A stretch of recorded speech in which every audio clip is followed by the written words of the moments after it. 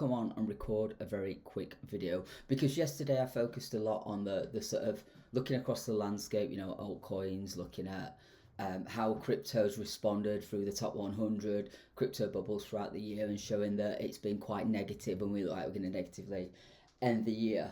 But I've seen some recent news that I think it's worth just going back and just outlining what my thesis is for Q4 and Q1, because previously I was bullish that Q4 notoriously would be a bullish month, a bullish quarter, and particularly going into the latter stages of it. However, I do feel the government shutdown, as I've said right the way through my videos and been consistent in that, is that has put everything on pause. It's changed everything because nothing's happening, no data's coming out, no money's being printed, etc, etc. So the markets in effect stopped in US, and we know that everything happens around that. You then got the carry trade issue in Japan that seems to have reignited with them dropping interest rates, and so lots of macro concerns and lots of macro things that are happening. However, two things that we need to be that might be a bit of a saving grace and a shining light here. The SEC have just issued, like recently, as in the last day or so, guidelines on self-custody for crypto. Like, if that is not the most bullish thing we've seen in a long time, I don't know what is. Like, this is like America saying it's okay to hold crypto. Like, we're not going to penalise you, we're supportive of it, and this is how to do it safely. Like, it's the first sign of a pro-government approach to saying we accept crypto as an asset now, and that asset is now, this is how to look after that asset. Like, that is really uber bullish, and if that had been 2019 or even 2021, I think you'd have seen the markets absolutely pump on stuff like that. They're not doing. Why are they not doing? Okay, so where we are today is we've not had retailing. We've not really had that retail inflow. The only people that are investing in crypto at the moment largely are those that have been in it for a while, and they're going with what they usually do every cycle because they're experienced at that. Or you've got institutions buying in, and institutions will typically not FOMO into anything.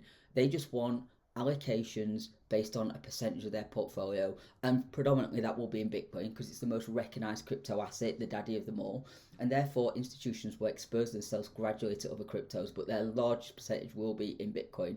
Hence why we see a strong amount of Bitcoin dominance this cycle, hence why Bitcoin's led. Until we see retail, until we see stimulus, we're not going to see that retail pump in all altcoins. The only way we're going to see altcoins pump in the market at the moment is through narratives. So like we had the hyperliquid, the Asta narrative on the sort of gamble indexes that have allowed people to leverage and get money from that. We had an area in the year where meme coins pumped because there was a big meme coin frenzy. So we have had those themes and we have had those selected, but we haven't had a general melt season and a market pump like a euphoric phase like we normally have in bull markets. Now there's two reasons for that. One is that's dead and that's not going to happen anymore, simply because the proliferation of the number of altcoins that has exponentially grown. We've got so many more altcoins, and as a result of that, you can't possibly distribute wealth enough to cover them all and pump them all, and hence why you will only get some selected players. That's one thesis. The other thesis is that also with institutions now, we've got exposure to it, and these ETFs coming out for altcoins. So Sol, XRP, Chainlink, I think even ADA might have got one. So you're seeing projects now as well as ETH. You're seeing all the altcoins come. But another bit of bullish news that I found today is one whale transferred, I think it was 50 million of BTC into ETH. Now that might not seem much because it's usually billions that we care about and stuff like that. But if you look at the ETH to BTC ratio, that's gone up overnight. So Bitcoin's dropped, ETH has stayed, and the ratio's gone up as a result of that. And now, as we stand today, I mean, there's the rest of the weekend to go. We're halfway through it, but we've opened up a bit of a CME gap to the positive for Bitcoin. So it's lower than it was when it closed on Friday. And if that continues, that could be quite bullish because typically CME gaps close, and if we close to the negative, that means that we'll have to go up to close it. So next week is going to be a key week. We've got the unemployment data coming out for North America, and we know that's a measure that the Fed use for interest rates. So the markets will be watching that very closely. So we need to be cognizant that that's happening. We need to be cognizant that is going on at the moment, and therefore, as a result of that, we just need to keep an eye on that sort of stuff. But there's so much bullish stuff coming from the US government that other governments will follow. We're seeing Pakistan have just announced a partnership to help them leverage leverage blockchain and leverage crypto technology for their, I think it's their stablecoin policy, and Binance have got involved with that. We are seeing this global adoption slowly taking place and slowly introducing. So the signs are really positive. So whilst price might not be exploding, I think there's so many signs to say that this could be positive. So back to my thesis. My thesis was, and I said this right from day one, that the government was shut down, I think it was 5 to 6 weeks. That's unprecedented. It's not happened before. We've got the midterms coming up next year as well. So whilst I do think we are bearish at the moment, I do think there's a case for a bullish Q1 now. I feel like Q4 shifted by 6 weeks. And whilst we had all those liquidations happening in October and some in November, touch wood, and hopefully we don't have any in December, we could start to see that consolidation before the next rise up. And maybe that happens in January, February next year, and then we start to drop again. So I'm not giving up hope that we could end up with a euphoric phase of this bull market, if it still is that, or we're going into a bear, and next it'll be midterm time, so November next year will be the big bull, will be the euphoric blow off, or we go back into a bull market, because typically bear markets last a year. So if we started in October with all the liquidations and that's the bear market, well, we'll see. But the next few weeks are going to be critical. And I don't mean up till the close of December. I actually think it's going to be, I'm not going to say uninspiring, but I don't think much will happen with the Christmas break and everything. I think you'll see it chopping and changing.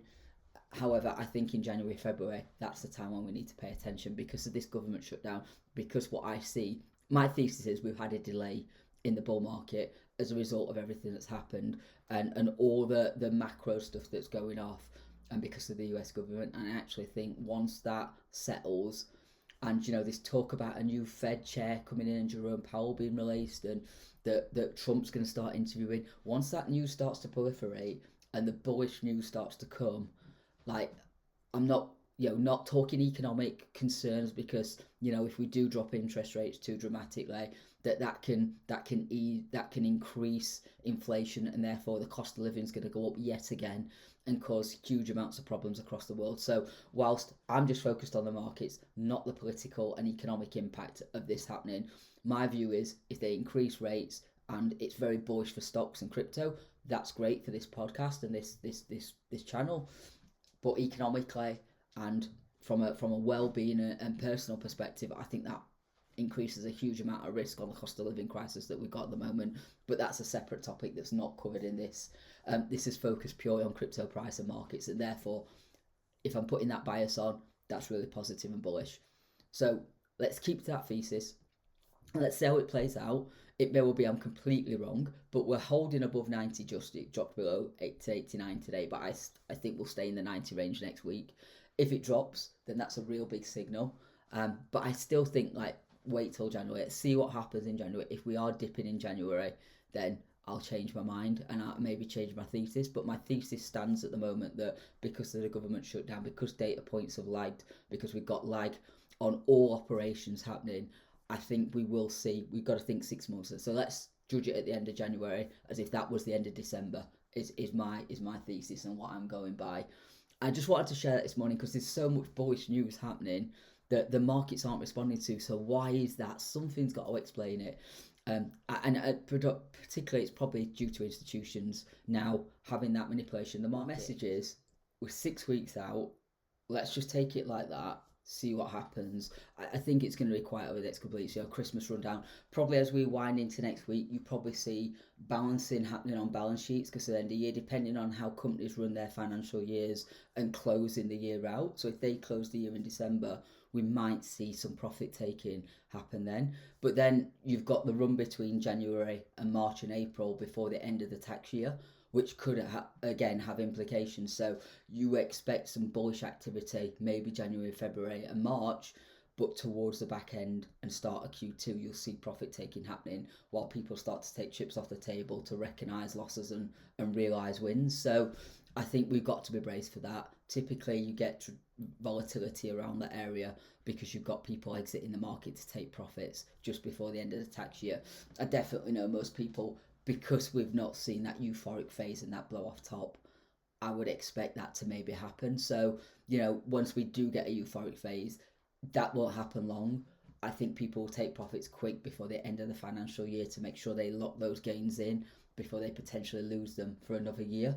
So that's something to be cognizant of. If you do get good gains in the start of Q1, make sure you got profits in, and make sure you do that before the tax year closes, because if you don't, then you run the risk of losing any gains. Now, if you live in the UK like me, that capital gains allowance is absolutely terrible. So there's not much to be had in terms of profit realization before you pay tax. And I'm pretty sure it's probably like that now globally, unless you live in a country that's crypto friendly and not taxing crypto. If you are, you're very lucky. But in the UK, it is really tricky to navigate. So just remember, and this is not financial advice, this is just what I've learned from going around, so it's provided for educational purposes only.